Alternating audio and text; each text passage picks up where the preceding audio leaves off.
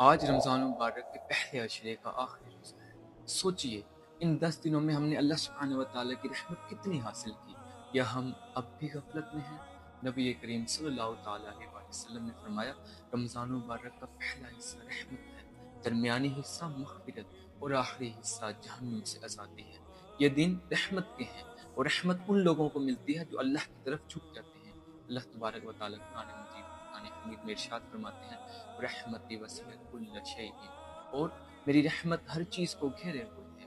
آج کا حذف بنائیں، کم از کم 100 مرتبہ یہ پڑھیں، اللہم انک عفو تحب العفو فاعف عنی۔ اے اللہ، بے شک تو معاف کرنے والا ہے، معافی کو پسند کرتا ہے، بس مجھے معاف فرما دے۔ اگر پہلے دن غفلت میں گزر گئے تو ابھی بھی وقت ہے، رحمت کا دروازہ اب بھی کھلا ہے۔ شاید آج کی ایک دعا ہماری زندگی بدل دے، ہماری تقدیر بدل دے، یہ رمضان گزر جائے۔ اللہ تعالیٰ اپنی رحمت، مغفرت اور قرب نصیب